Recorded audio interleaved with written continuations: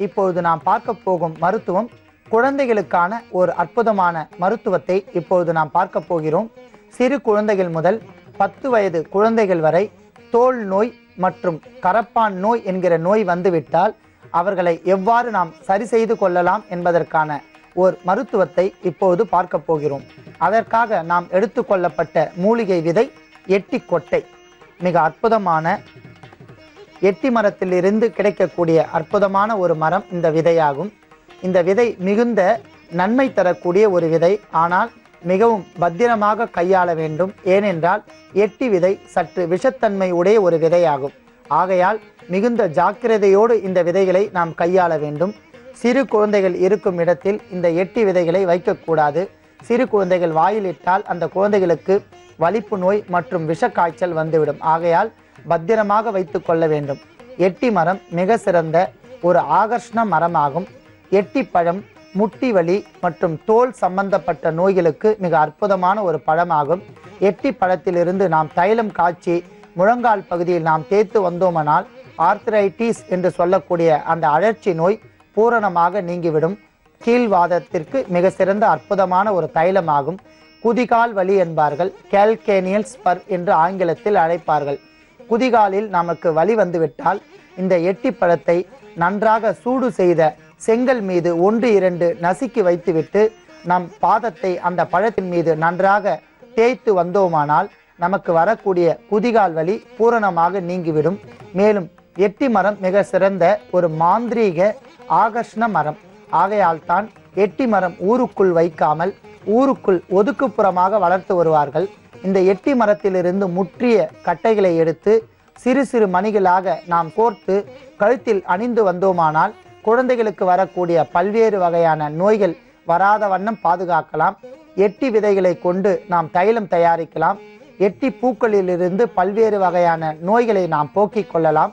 எட்டி விதையை மிக அளவோடு மருந்தாக புள்ளி 5 கிராம் அளவிற்கு நாம் உட்கொண்டு வந்தால் நமது உடலில் உள்ள எல்லா வகையான விஷங்களும் தீர்ந்துவிடும். மேலும் எட்டி மரத்திலிருந்து கிடைக்கக்கூடிய அத்தனை பொருட்களுமே மிகுந்த நன்மை தருபவை.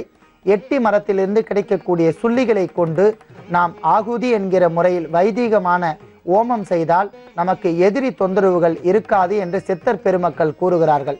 ஆகையால் எட்டி விதையும் நாம் எடுத்துக்கொள்ளலாம். அடுத்ததாக வேப்ப எண்ணெய். வேம்பு மிக சிறந்த ஒரு காயகற்ப சிறந்த ஒரு மூலிகை. வேம்பிலிருந்து கிடைக்கக்கூடிய அத்தனை பொருட்களுமே மிகுந்த நன்மை தருபவை.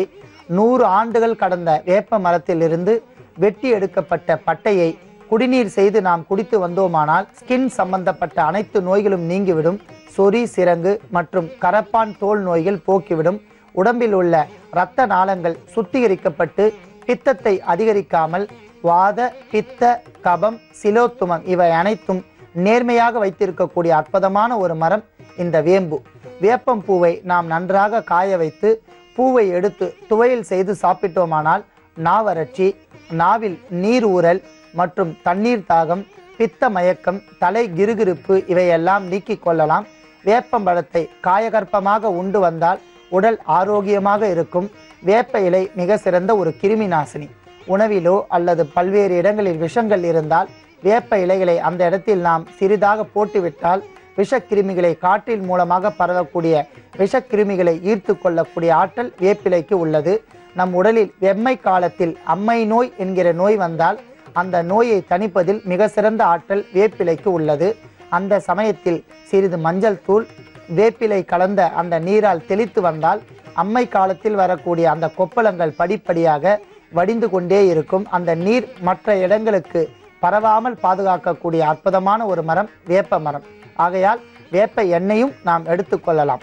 அன்பான நேயர்களே, இவை இரண்டையும் கொண்டு சிறு குழந்தைகள் முதல் 10 வயதுக்கு உட்பட்ட குழந்தைகளுக்கு வரக்கூடிய கரப்பான் மற்றும் தோல் நோய்களை எவ்வாறு போக்கிக் கொள்ளலாம் என்பதை பார்க்கலாம்.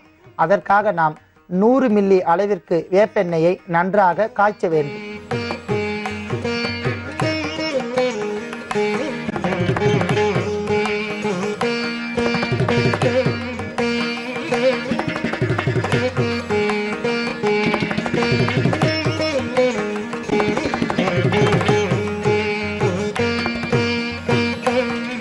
அன்பான நேயர்களே, நன்றாக காய்ந்து கொண்டிருக்கின்ற அந்த வேப்ப எண்ணெயில் எட்டி விதைகளை எண்ணிக்கையில் அளவு 4 இட வேண்டும்.